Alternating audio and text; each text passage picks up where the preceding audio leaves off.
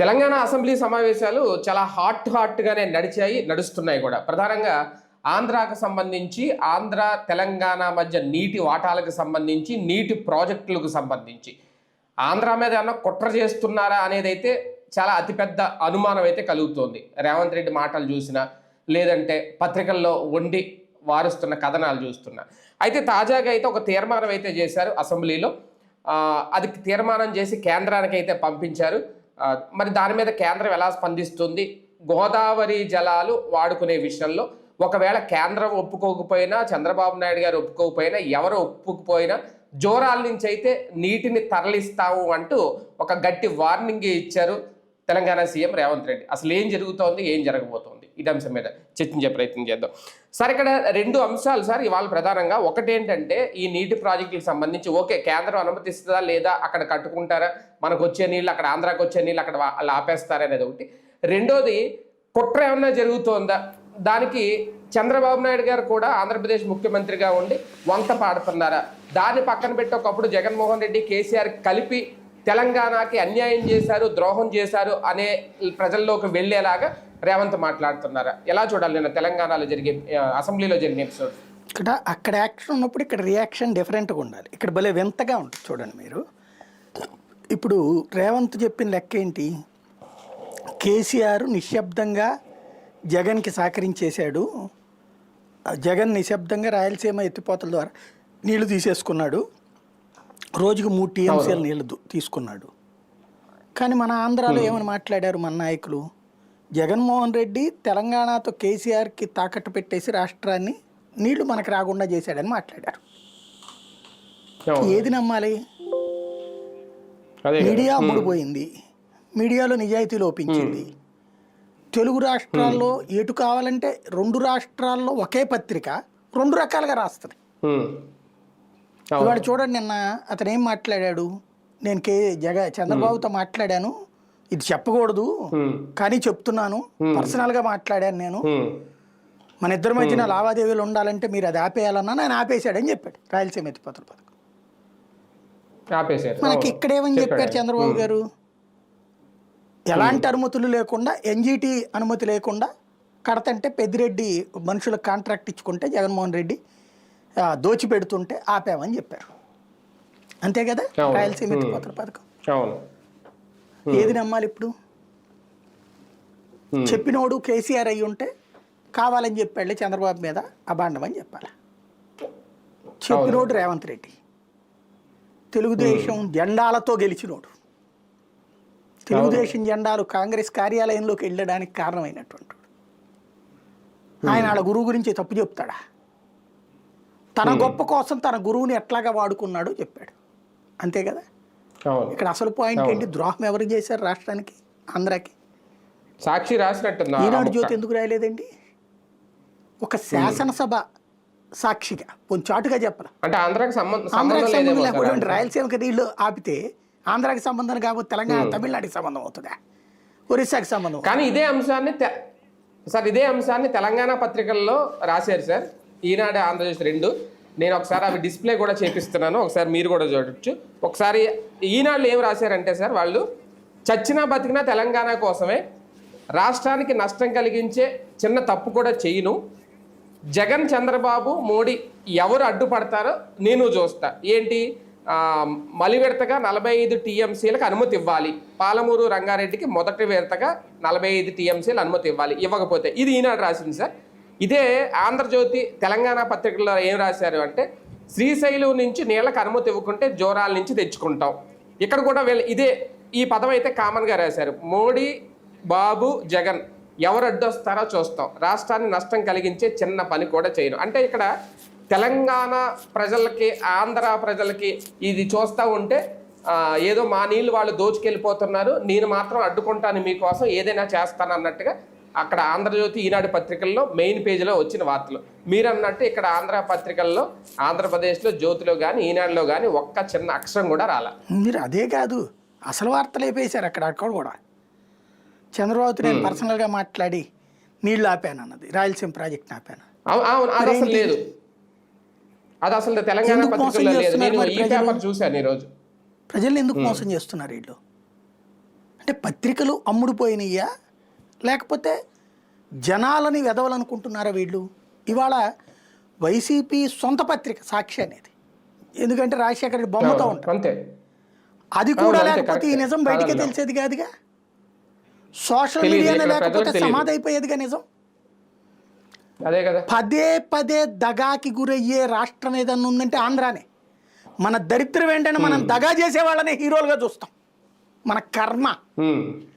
మనం ఆ బ్రిటిష్ వాడికి ఆ దగాలో బానిసలుగా మీడియా పాత్ర బ్రతకడం ఎక్కువేమో. వల్ల బానిసత్వం మన నరనరాల్లో వ్యాపించినట్టుంది. ఇదే ముక్క అవును.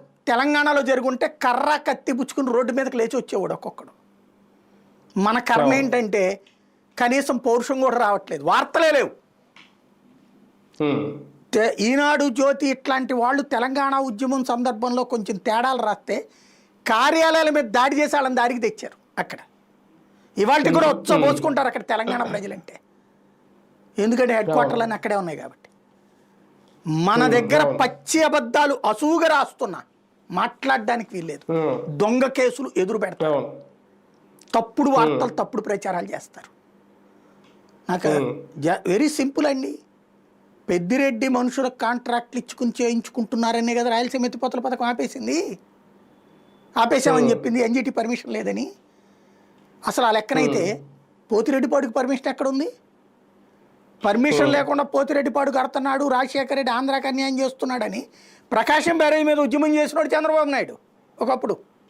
అవును.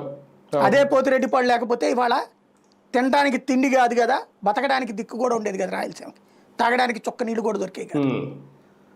అలాగే రాయలసీమ ఎత్తిపోతల పథకం ఇక్కడ వెరీ సింపుల్. ఏంటంటే కేసీఆర్ తన రాష్ట్ర ప్రయోజనాల కోసం పనిచేశాడు, అతని పేరేంటి రేవంత్ రెడ్డి అతని రాష్ట్ర ప్రయోజనాల కోసం పనిచేస్తున్నాడు. ఇక్కడ జగన్మోహన్ రెడ్డి రాష్ట్ర ప్రయోజనాల కోసమే చేస్తాడు, చంద్రబాబు నాయుడు రాష్ట్ర ప్రయోజనాల కోసమే చేస్తాడు. కానీ కొన్నిసార్లు కాంప్రమైజ్ అవుతున్నప్పుడైనా ఆల్టర్నేటివ్ ఏదో ఉంటుంది, అది బయటికి రావట్లేదు. ఇప్పుడు ఫర్ ఎగ్జాంపుల్ జగన్ ఏం చేశాడు, ఎత్తుకు పై ఎత్తేసాడు. అప్పట్లో అదే కాంగ్రెస్ గొడవ చేసింది, ఉత్తమ్ కుమార్ రెడ్డి అందరూ గొడవ చేసింది. ఏంటది? సింపుల్గా అర్థమయ్యే భాషలో చెప్తా. ఏది ఒక జీవో రాజశేఖర రెడ్డి ఇచ్చినటువంటిది మనకి ఇది వచ్చేటప్పటికి 884 అడుగులు ఉంటుంది. ఏది మన శ్రీశైలం 850, మనం అక్కడ 700 అడుగుల నుంచినే నీళ్లు తోడేసుకోవచ్చు మనం యువతలకి వాడుకోవచ్చు. కానీ 854 అడుగుల దాకా నీళ్లు నిల్వ ఉంచి ఆ తర్వాత రిలీజ్ చేయాలన్నది రాజశేఖర రెడ్డి పెట్టాడు. ఎందుకని? 854 అడుగులు వచ్చినప్పుడు నీళ్ళని షిఫ్ట్ చేసుకోవచ్చు అవతలకి, రాయలసీమకి పోతిరెడ్డిపాడు ద్వారా. అంటే ఆ ప్రాజెక్ట్ లెవెల్ అక్కడ ఉంది. అంటే నీళ్లు ఇక్కడ దాకా ఎట్టెట్టున్నంత వరకు వీళ్ళు ఇట్ట తీసుకోలేరు, లిఫ్ట్ చేయలేరు. ఇక్కడ కట్టాడు, ఇక్కడ దాకా రావచ్చు, ఇక్కడ ఉండగా నీళ్ళు ఇటు తోడేసుకుంటారు. అందుకోసం పెట్టాడు రాజశేఖర్. దాన్ని అంటే ఇక్కడ 854 అడుగుల దగ్గర పెట్టేటప్పటికి ఇక్కడ 800 ఆ రేంజ్లో తెలంగాణ లాగేసుకుంటుంది కేసీఆర్ వచ్చాక, అటుకి లిఫ్ట్ చేసేస్తున్నాడు. అందువల్లనే అక్కడికి నీళ్లు పోయింది. దీన్ని కంట్రోల్ చేయడం అప్పుడు కుదరలా. జగన్ వచ్చాక ఏం చేశాడు, 750 అడుగుల నుంచి తీస్తున్నాడు. ఇక్కడ అవసరమైతే 650 అడుగుల దగ్గర నుంచి తీసేది రాయలసీమ ఎత్తిపోతల పథకం. మన నీళ్లు వాడాక మిగతాది పోతుంది అవతలకి. ఇది అక్కడ జరిగినటువంటి ఎత్తుగడ. అయితే దాన్ని ఆపారు రాజకీయ సాకులు చూపించి. ఇక్కడ ఇప్పుడు రేవంత్ కోసం ఇచ్చేశారా అది అంటే కాపేశారు ఇంకెత్తిపోతల పనులు. ఇప్పుడు నన్ను అడిగితే తెలంగాణ ఎమ్మెల్యేలని కావాలంటే పంపించండి అంటున్నాడు ఆయన, శాసనసభాపక్షం. ఇప్పుడు వెళ్ళాల్సింది వైసీపీ వాళ్ళు, ఇప్పుడు వెళ్ళాల్సింది తెలుగుదేశం, జనసేన, భారతీయ జనతా పార్టీ వాళ్ళు. అక్కడికి ఎందుకు ఆగిపోయింది? అదే లేదు ఆగలేదని చూపించాలి. వీళ్ళు చూపించకపోతే వైసీపీ వాళ్ళు వెళ్ళి ఆపేసిందని చూపించాలి. అప్పుడు కానీ ఆంధ్రాకి ద్రోహం జరుగుతుందో వాస్తవం జరుగుతుందో తెలియదు. ఈ నాటకాలకు ముగింపు పలకరు. ఇంకోటి ఓకదంపుడు ఉపన్యాసాలు ఇచ్చేసేసి నేను గుండెలు చించుకుంటాను, పగల తీసుకుంటాను అని చెప్పుకొస్తా సెంటిమెంట్కి నేను కేసీఆర్ కంటే గొప్పవాడిని చెప్పుకోవడానికి ప్రయత్నిస్తున్నాడు రేవంత్ రెడ్డి. రాష్ట్రాన్ని అత్యధిక కాలం పడి పరిపాలించింది ఎవరు? తెలంగాణని. మరి అప్పుడు ఎందుకు కట్టలేదు జోరాల? కాంగ్రెస్ పార్టీ కదా. పోనీ ఈయన ఏ పార్టీలో ఉండేవాడు ఇదివరకు? ఆ పార్టీని 22 ఏళ్ళు ప్రభుత్వంలో ఉంది కదా. మరి అప్పుడు ఎందుకు కట్టలేదు జోరాల? ఇప్పుడు నేను మోడీని పట్టుకుంటాను, అప్పుడు సోనియా గాంధీని ఎందుకు పట్టుకోలేకపోయావు? మన్మోహన్ సింగ్ని ఎందుకు పట్టుకోలేకపోయావు? ఉన్నావు కదా అప్పుడు నువ్వు. పోయిన సెంట్రల్లో యూపీఏ ప్రభుత్వం ఉంది, యునైటెడ్ ఫ్రంట్ ఉంది, నేషనల్ ఫ్రంట్ ఉంది. పోనీ అప్పుడు ఎందుకు చేయించుకోలేకపోయావు నువ్వు? తెలంగాణ వాడివే కదా. ఒక రకంగా అప్పుడు కాంగ్రెస్ వీళ్ళకి ప్రత్యర్థే కదా. అప్పుడు ఎందుకు చేత కాలేదు? పోనీ ఈయనే కదా చక్రాలు తిప్పింది చంద్రబాబు నాయుడు. ఆపేవాగాడేవాడు ఆ రోజున? ఎందుకు కట్టించుకోలేకపోయాడు ఆ రోజున? అంటే ఈయనకి 50-60 ఏళ్ళు వచ్చేదాకా వెయిట్ చేశాడు. ఇప్పుడు ఎలక్షన్ దగ్గరకు వచ్చి సెంటిమెంట్ రాజేసేందుకు నేను పోరాడతా, ఎందుకంటే కాకపోతే మోడీని తిడతా, లేకపోతే ఆంధ్రాలో జరుగుతున్నది దానికోసం చేస్తున్నారని చెప్తా, ఇది కేసీఆర్ వాళ్ళు కుమ్మక్క అయిపోయారని చెప్తా. మా అసమర్థతని నీ మీదకు దోసేస్తాం. ఎవడు చేయొద్దన్నాడు నిందకాలం. మొన్ననే పాలమూరు గురించి కేసీఆర్ మాట్లాడి అక్కడి నుంచి యాత్ర చేస్తానన్నాడు. అందుకోసం అర్జెంటుగా కథ మార్చడానికి ఆయన ఆడుతున్న నాటకం రేవంత్ రెడ్డి. ఇప్పుడు ప్రాజెక్టులకు నువ్వు పర్మిషన్ తెచ్చుకో, ఎవడొద్దన్నాడు? ఎట్టిస్తారు పర్మిషన్? నీ హక్కుకి మించి వాటర్ వస్తాయి. అసలే వాటర్ లేదని నువ్వే చెప్తున్నావు కదా. కొత్త ప్రాజెక్టుకి ఎట్టిస్తారు పర్మిషను? ఇంకొకటి, ఎవడైనా పోరాడేది కింద ఉన్నోళ్ళతో పోరాడతాడా పైన ఉన్నోళ్ళతో పోరాడతాడా? ఎవరిని మోసాలు చేస్తున్నాడు ఆయన? పైన ఉన్నోళ్ళతో పోరాడతారా కింద ఉన్నోళ్ళతో పోరాడతారు? నీళ్ళు ఎక్కడి నుంచి వస్తాయి? పైనుంచి వస్తాయి కింద నుంచి వస్తాయా? ఆంధ్రావాడితో పోరాడేది ఏంది? వెరితనం కాకపోతే ఎవరిని మోసం చేస్తున్నాడు ఆయన? ఇప్పుడు చంద్రబాబు గారు కూడా దీనికి సమాధానం చెప్పాలా? లేదు, నేను ఆంధ్రప్రదేశ్ ప్రజల నీటిని తాకట్టు పెట్టే లేదు, రేవంత్ రెడ్డి కోసం నేనేం ఆపలేదని చెప్పాలా? నేను చెప్పింది అదే. ఈ 2 రోజుల్లో చూడాలి ప్రజలు డైవర్షన్ గేమ్ ఏమైనా నడుస్తుందా అని. ఎందుకంటే వీళ్ళు ఎప్పుడైనా ప్రధానమైనటువంటిది వీళ్ళు డిఫెన్స్లో పడే పరిస్థితి వస్తే వెంటనే డైవర్షన్గా ఇంకెవరినో లోపల వేయడము, ఎవరి మీదనో తప్పుడు ప్రచారం చేయడము, వ్యక్తిత్వ హన్నమో చేసేసి ఇష్యూ డైవర్ట్ చేసేస్తుంటారు కదా. అట్లాంటిదేమీ చెయ్యకుండా సూటిగా ఇప్పుడు ఆయన అఖిలపక్షం పంపిస్తాన్నాడు కదా, పంపించమని అడిగాడు కదా. అవసరమైతే కేసీఆర్ హరీష్ రావునో పెట్టండి, మహేష్ రెడ్డిని పెట్టండి, బీజేపీ సిపిఐని పెట్టండి, కాంగ్రెస్ తరఫున పెట్టండి, అఖిలపక్షాన్ని పెట్టండి అని వాళ్ళ స్పీకర్ని అడిగాడు. ఇక్కడ అక్కర్లేదు, 3 పార్టీల మిత్రపక్షంతో పాటు అవసరమైతే కమ్యూనిస్టుల్ని కాంగ్రెస్ వాళ్ళని అందరిని పట్టుకుని ఇక్కడి నుంచి తీసుకెళ్ళమని చెప్పండి. రాయలసీమ ఎత్తిపోతాం మేము ఆపలేదని చూపించమని చెప్పాలి. ఇప్పుడు చూపించి తీరాలి. 2 రోజులు, 1 రోజు 2 రోజులు చూసేసి ఇప్పుడు ఆల్రెడీ వాళ్ళు స్టేట్మెంట్ ఇచ్చారు వైసీపీ వాళ్ళు. లేకపోతే వైసీపీ బృందం అక్కడికి నిజ నిర్ధారణ బృందం వెళ్ళాలి, ఆగిపోయిందా లేదా అన్నటువంటి. అనిల్ కుమార్ యాదవ్ ఇరిగేషన్ మంత్రి చేశాడు, అంబటి రాంబాబు ఇరిగేషన్ మంత్రిగా చేశాడు. త్రూ వాళ్ళతో ఒక కమిటీ వేసి పంపించాలి అక్కడికి. అప్పుడు వీళ్ళు తేల్చాలి. ఆగితే వైసీపీ చూపించాలి, అదిగోచ్చు ఆల్రెడీ ఆపారు చూసారా, ఆడు చెప్పాడు ఇక్కడ చేశాడు అన్నటువంటిది. జరుగుతున్నదైతే వీళ్ళు చూపించాలి. జరుగుతున్నదని టీడీపీ అఖిలపక్షం కనుక చూపెడితే, టీడీపీ కమిటీ చూపెడితే రేవంత్ రెడ్డికి ఎర్త్. జరగట్లేదు అని వైసీపీ చూపెడితే తెలుగుదేశానికి ఎర్త్. ఇది ప్రస్తుతం ఇష్యూ. అంటే రేవంత్ రెడ్డి రాజకీయ వ్యూహం ఏంటి సార్?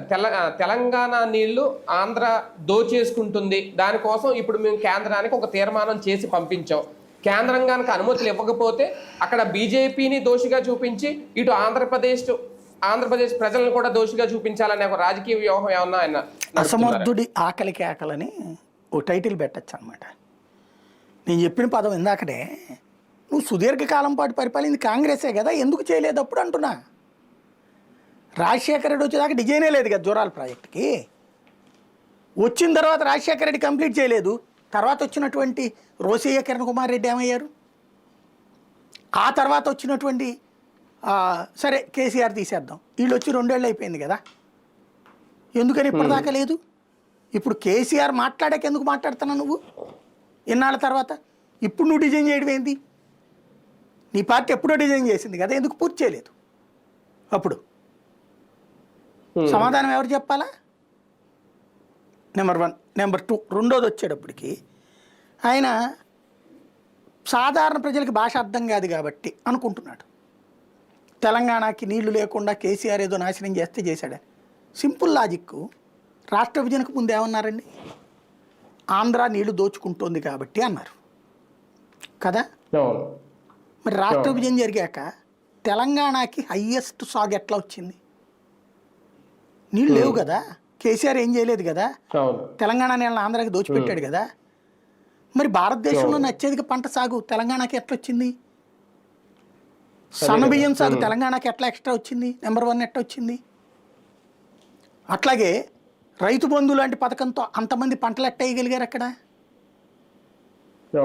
అలాగే అక్కడ ఆ కాకతీయ కింద చెరువులు ఎందుకు తవ్వించాడు? అవన్నీ అక్కడ ప్రజలకు ప్రయోజనమా, ఆంధ్ర ప్రజలకు ప్రయోజనమా? ఎవరిని మోసం చేస్తున్నాడు అతను? అంటే ఆల్రెడీ బెనిఫిట్ పొందిన రైతుల్ని మోసం చేస్తున్నాడు. ఉద్యమకారులకి ఈ పదాలు తెలియని వాళ్ళని మోసం చేస్తున్నాడు అతను. సింపుల్. కేసీఆర్ ఆంధ్రాకి రావాల్సిన నీళ్లు దోచుకుంటున్నాడనినే కదా ఇంతకుముందు చంద్రబాబు, జగన్మోహన్ రెడ్డి ఒకళ్ళ మీద ఒకళ్ళు ఆరోపణలు చేసుకుంది. అంటే ఇక్కడికి రావాల్సిన నీళ్ళు అతను మధ్యలో నుంచి లిఫ్ట్ చేసేస్తున్నాడు కదా. ఆ లిఫ్ట్ పథకాలు బోర్డు పెట్టాడు అతను. లిఫ్ట్ చేసి నీళ్ళని తీసుకెళ్లి చెరువులోకి పోసేశాడు. ఆడ పొలాలు అందుకే పెరిగినాయి.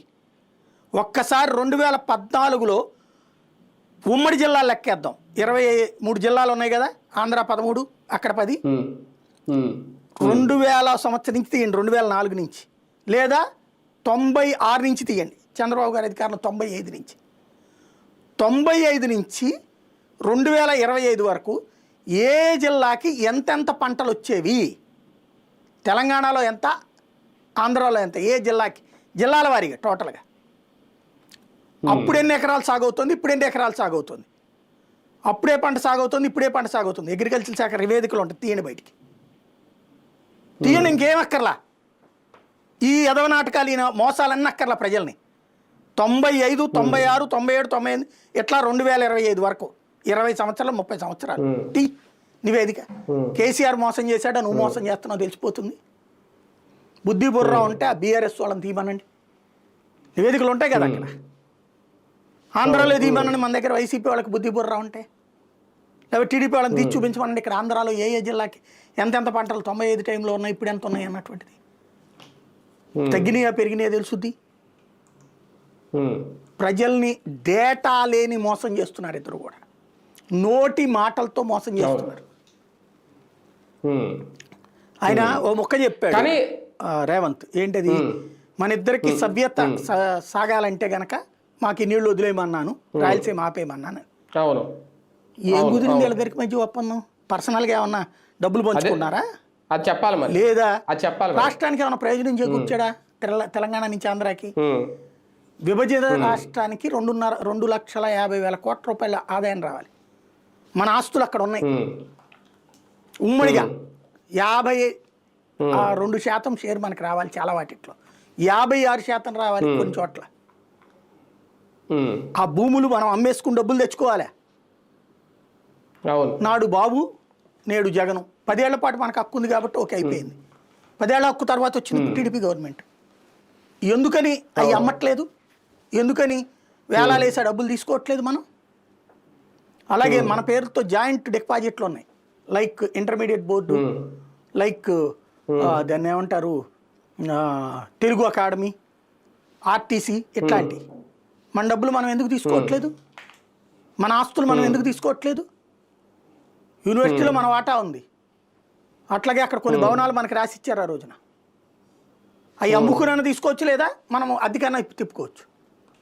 సంపద సృష్టి అన్నాం కదా, ఎందుకు చేసుకోవట్లేదు? అయ్యి అసలు నోరు కూడా మీద పట్టలేదు. అది ఇదివరకు మాట్లాడేవాడు పాప, ఆయన ఎవరు, చలసాని శ్రీనివాస్. ఇప్పుడు మరి ఆయన నోరు కూడా మొగపోయిందో ఏంటో అర్థం కావట్లేదు. హక్కుల వేదిక సైలెంట్ అయ్యారు మరి ఆయన కూడా. అది ఓవరాల్ గా అతి పెద్ద మోసపోతున్న బాధితుడు ఆంధ్రుడు. మేము మోసం చేస్తున్నామని గర్వంగా చెప్తున్నాడు రేవంత్ రెడ్డి. ఆంధ్రుడిని మోసం చేయడం ద్వారా ఆంధ్రుడిని దోచి తెలంగాణకు పెడుతున్నానన్నటువంటి సెంటిమెంట్ని రాజేయడానికి ప్రయత్నిస్తున్నాడు అక్కడ. ఇదే పాయింట్. అది ఎలివేషన్ ఇప్పుడు ఈనాడు జోక్ చేస్తున్నది. ఇక్కడ ఇంకో విషయం కూడా సార్, నిన్న చేసిన తీర్మానం చూస్తే ఓకే, పాలమూరు రంగారెడ్డికి సంబంధించి 90 టీఎంసీలు నీటిని వాడుకునేందుకు అనుమతి ఇవ్వాలి అంటూ ఒక తీర్మానం చేసుకున్నారు. అది ఓకే, అది పక్కన పెడితే అది వాళ్ళ ఇష్టం అనుకుందాం. పోలవరం ప్రాజెక్టు గురించి కూడా పోలవరం విస్తరణకు అనుమతి ఇవ్వకూడదు, అలాగే నల్లమల సాగరు పోలవరం బనకచర్ల ప్రాజెక్టులకు కూడా అనుమతి ఇవ్వకూడదు. అంటే గోదావరి జిల్లాలు ఆంధ్రప్రదేశ్ వాడుకోవడానికి ఇక అనుమతులు ఇవ్వద్దు అంటూ కూడా తెలంగాణ అసెంబ్లీలో తీర్మానం చేసేసారు వాళ్ళు. మన కర్మ ఏంటంటే ఆంధ్రాకి ఇవ్వద్దు అంటున్నప్పుడు మాట్లాడడానికి మనకి అధికార పక్షానికి నోరు లేదు, ప్రతిపక్షానికి నోరు లేదు. ఎందుకంటే మన ప్రజాప్రతినిధులు ఆస్తులన్నీ హైదరాబాద్లో విభజనకు ముందు రచ్చరచ్చ చేశారు. కానీ ఇప్పుడు ఎవడు నోరు మెదపడం. ఎందుకంటే వీళ్ళకి అక్కడ వాళ్ళతో అవసరాలు. ఇవాల్టి వరకు ఆంధ్రాలో ఆంధ్రుడు లేడు అనుకోవాలి. ఆంధ్ర నాయకత్వాలు లేవు, మనకి వలస నాయకత్వాలు నడుస్తున్నాయి.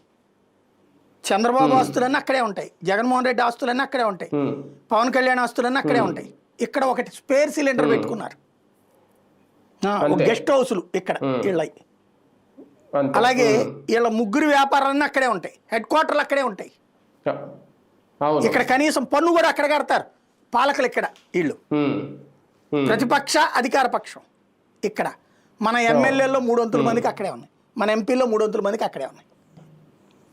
కాబట్టి ఆంధ్రాని అమ్మేస్తున్నారు తెలంగాణకి వీళ్ళంతా కలిసి. ఆంధ్రాని రాసిచ్చేస్తున్నారు. ఎంత అన్యాయం జరుగుతున్నా మనల్ని ఇక్కడ డైవర్ట్ చేయడానికి ఏదో దిక్కుమాలిన టాపిక్లు తీసుకొస్తారనమాట. మనం కూడా గుడ్డెదు సేలో పడ్డట్టు వాళ్ళ ట్రాప్లో పడి బతికేస్తుంటాం. అంటే ప్రశ్నించాల్సిన నాయకులు కూడా ప్రశ్నించడానికి వీళ్ళకి అది సమస్య. గతంలో నీటి ప్రాజెక్టుల గురించి అది మాట్లాడారు పవన్ కళ్యాణ్ గారు మరి చాలా సందర్భాల్లో. అప్పుడు కృష్ణా జలాల వాటాల గురించి కూడా మాట్లాడారు. ఇప్పుడు తెలంగాణలో కూడా ఎందుకు